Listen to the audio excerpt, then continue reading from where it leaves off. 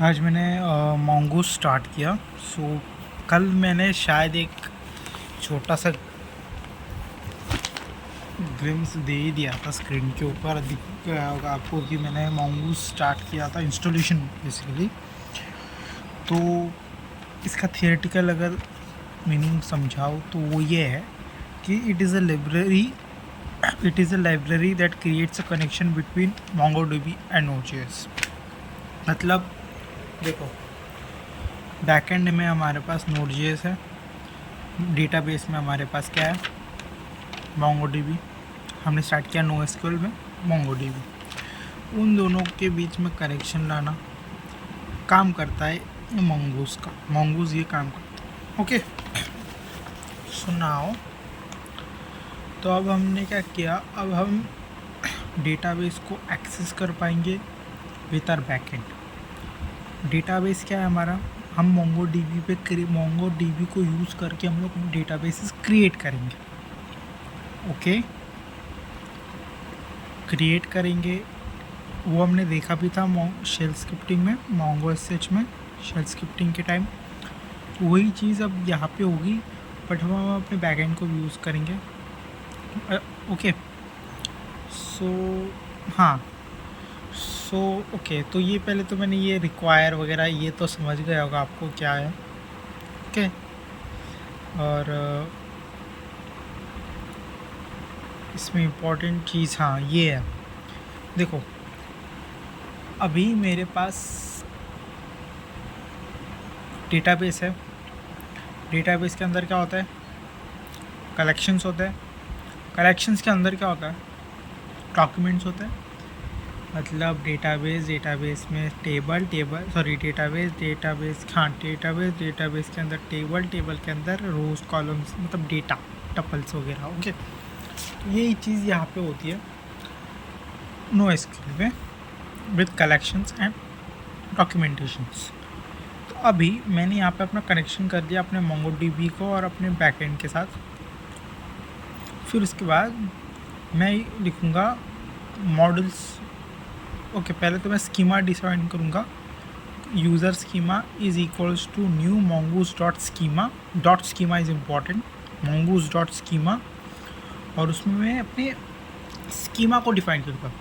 What is schema? देखो, एक table होता है, टेबल में रोल नंबर होते हैं, फिर नेम होता है। कॉलम में देखो, रोल नंबर होता है, नेम होता है, डिवीज़न होता है, मार्क्स होते हैं। तो ये होता है हमारा स्कीमा। फिर ये पहले रो में आता है, राइट। फिर उसके नीचे से हम अपनी वैल्यूज़, रिस्पेक्टिव वैल्यूज़ सेट करते जाते हैं। Roll number 1, name, age, marks, फिर roll number 2, name, marks, age, subject. तो ये रोल नंबर, नेम, मार्क्स, ये सब this is a part of my schema. तो ये हमने MySQL में भी देखा था। हम लोग पहले से स्कीमा को डिफ़ाइन कर लेते थे, राइट। तो यहाँ पे भी अभी डिफ़ाइन कर रहे हैं। नेम स्ट्रिंग होगी, ईमेल भी स्ट्रिंग होगी, एज नंबर होगा, एंड। अब मैं अपनी डेटा को इंसर्ट करूँगा। डेटा को इंसर्ट कैसे करते हैं? With the help of models. Models are important for creating documents, collections. कैसे करेंगे? देखो, मैं लिखूँगा constant user is equals to mongoose dot model in bracket user schema, मतलब मेरा जो स्कीमा था वो, और user. What is this user? This is my collection name. हर डेटाबेस के अंदर कलेक्शंस होते हैं, तो ये मैंने अपने कलेक्शन का नाम दिया, और जो मैंने कलेक्शन का नाम दिया वही मैंने अपने मॉडल का नाम दिया यूज़र। पॉइंट यहाँ नोट करने की ये है कि मेरे जो कलेक्शन का नाम है वो हमेशा सिंगुलर होगा, यानी मैं यूज़र्स नहीं लिखूँगा, यूज़र लिखूँगा, और मेरा पहला लेटर हमेशा कैपिटल रहेगा। Okay, user. यहाँ पे भी सेम mongoose। ओके, फिर उसके बाद मैंने अपना डेटा इंसर्ट किया। आप देख सकते हो, const user 2 is equals to, कैसे लिखते हैं डेटा को इंसर्ट करने का तरीका क्या है? कांस्टेंट यूज़र 1 यूज़र 2, आप जो लिखना है वो लिखो, इज इक्वल्स टू न्यू, फिर कलेक्शन का नाम this is user, and then मैं अपनी नेम मैंने अपना स्कीमा में नेम लिखा था तो वो स्ट्रिंग में आएगा, तो मैंने ईव लिखा। ईमेल आईडी वो भी स्ट्रिंग में आनी चाहिए, तो मैंने इसका ईमेल आईडी दिया, एज 18 दिया। अभी मैंने इसको कमेंट आउट किया है, बट मैंने ऑलरेडी इसको इंसर्ट किया हुआ है, तो इसको चेक करें कि कैसे हुआ ये। तो इसको वेरीफाई करने के लिए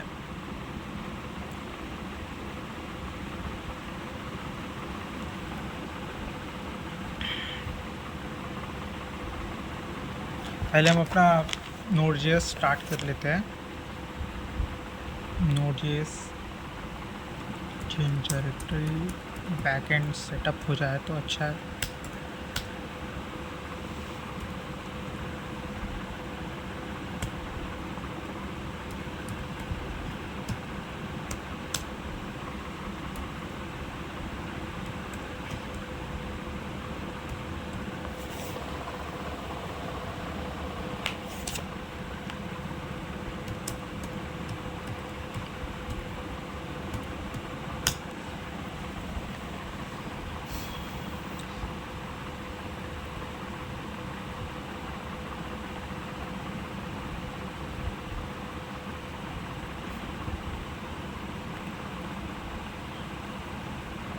तो हमारा डेटाबेस देख लेते हैं हम लोग। मोड तो शो, अभी हम लोग टेस्ट में है, कलेक्शंस में हम लोग शो कलेक्शंस। आप देख सकते हो मेरे पास दो कलेक्शंस है, एक एम्प्लॉयज़ और एक यूज़र्स। आप देख सकते हो मैंने यू कैपिटल रखा था बट उसने स्मॉल कर दिया, और मैंने यूज़र लिखा था, सिंगुलर था बट इसे प्लूरल कर दिया, यूज़र्स कर दिया। तो ये बाय डिफ़ॉल्ट कन्वेंशनली ये होता है, मोंगूस इसको ऐसे ही फॉर्म में रखेगा। तो हमारा काम ये होता है कि हम लोग यूज़र का यू कैपिटल रखें and this will be a singular. अभी हम लोग, हमारे पास यूज़र है, तो अभी तक हमने देखा, हमने डेटा भी इंसर्ट किया हुआ है। ओके, तो ये डेटा सेव नहीं होगा। मैंने ये डेटा क्रिएट तो कर लिया, बट इसको सेव करने के लिए अपने डेटाबेस के अंदर मुझे ये कमांड लिखनी है, यूज़र जो मैंने नाम दिया है वो user2.save पैरेंथेसिस, तो वो सेव हो जाएगा। तो अभी मैंने ऑलरेडी इसको सेव किया हुआ है, तो मैं इसको एक्सेस करूँगा। एक्सेस कैसे करेंगे, db.users.find। तो ये देखिए आप, मैंने ऑलरेडी बहुत सारे डेटा इंसर्ट किए हुए हैं। तो ये कुछ डेटा है, ओके, तो आप यहाँ देख सकते हो। मैंने अभी मुझे अगर बहुत सारे डेटा इंसर्ट करने हैं, यहाँ पे तो मैंने एक ही को किया था, तो मैं लिखूँगा यूज़र, अपने कलेक्शन का नाम, डॉट इंसर्ट मिनी, और एक एरे के अंदर इनको भेज दूँगा। Name Steve, email ID, age, name, वही स्कीमा होगा, name in the form of strings, email in the form of strings, age in the form of number. तो स्टीव, मैथ्यू, बॉब, आप देख सकते हो। ये एडम वगैरह तो पहले ही आ गए थे, मैंने पहले किया था। Steve, Matthew, Bob,